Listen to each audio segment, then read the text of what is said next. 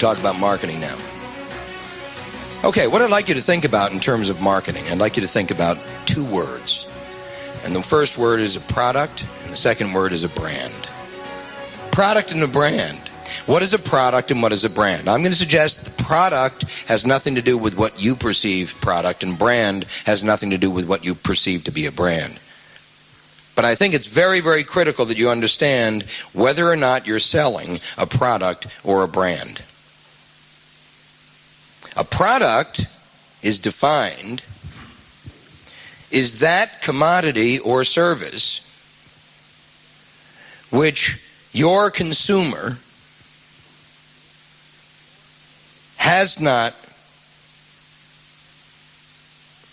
does not already purchase. In fact, doesn't understand why they should.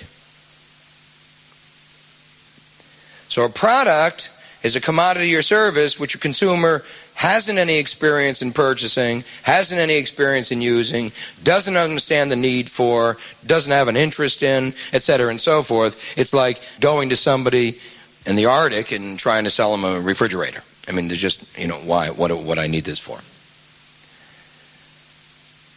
Every commodity or service at one point, at the beginning point in its history, is a product. So effectively, a computer was, at the outset of its history, a product, meaning nobody'd used one. Right? A brand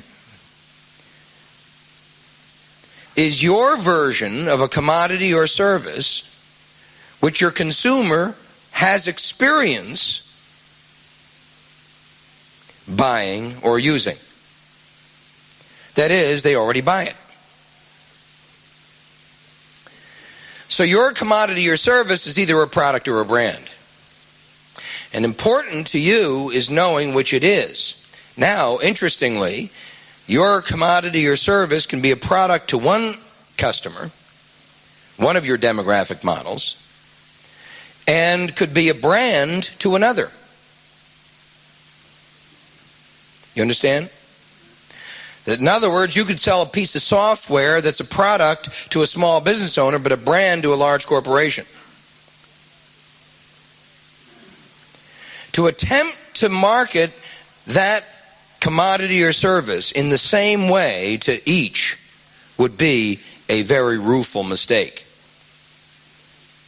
Because you market a product differently than you market a brand.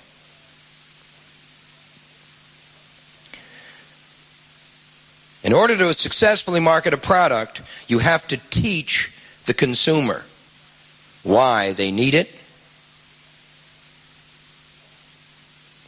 but not in relationship to the commodity or service itself, but in relationship to a price they're paying currently for not having it.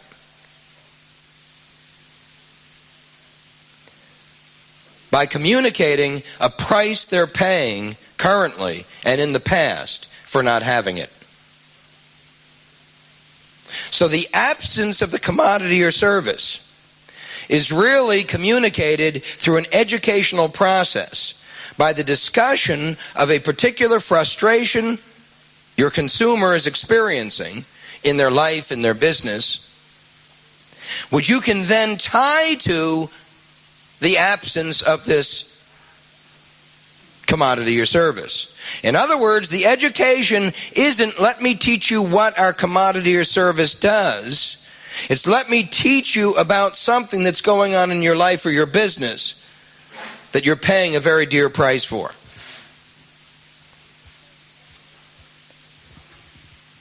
If they understand, in other words, if you communicate effectively, if you educate your consumer effectively about this generic problem, frustration, condition that they're experiencing in their business or their life,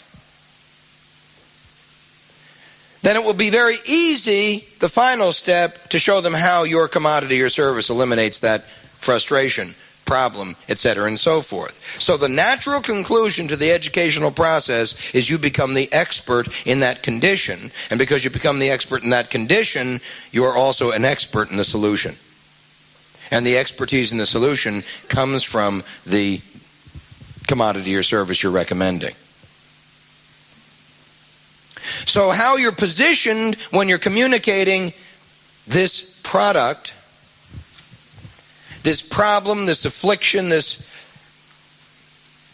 devastation, this inadequacy, this whatever the consumer is experiencing in their life, in their business, your knowledge of all that, your understanding of all that, and their immediate recognition of your understanding of that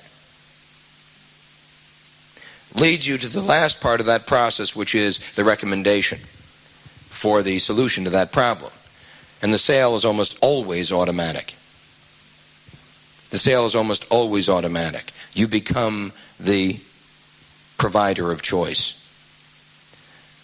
Through the revelation of the problem, through the revelation of the price they're paying for it, through the revelation of the frustration, through education about what's true, your solution is automatically accepted.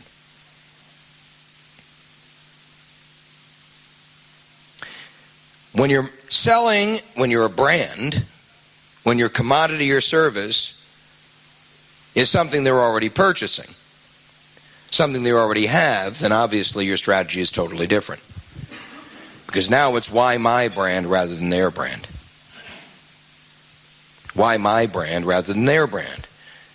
So it is differentiation that is critical. Preferential differentiation in the mind of the consumer. Why my brand rather than their brand? And my brand has to be positioned to provide value-added benefits significantly beyond the current brand that you are purchasing. The commodity or service, whatever it may be. Okay, so let me ask you a question. I want you to write down to yourself, because it's critical in your marketing strategy, as you're building your franchise prototype, as you're deciding where you're going to be 5 years from now, 3 years from now, as you begin to ask yourself, what is my business there to do? And how do I differentiate my business from everybody else? Are you going to differentiate your business from everybody else because you're a brand, or are you going to have to engage in this other process? Which do you think is more difficult? Being a product or being a brand? Being a product. All right, being a product is much more difficult. Why do I need that? If you understand product marketing, as opposed to, in this context, you understand what I mean by product now. If you understand product marketing can be extraordinarily powerful. Extraordinarily powerful. But what you must understand, and what most companies don't understand in marketing a product, what you must understand is the education of the consumer has nothing to do with the commodity or service you're selling. That's an afterthought. The most powerful product seminar, educational process, would look something like this. 90% to do with the condition, and only 10% to do with the solution. 90% to do with the condition, and only 10% to do with the solution.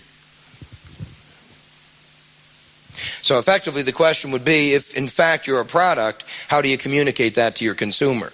What is the problem your consumer is experiencing? How bad is it? What is the price they're paying for it?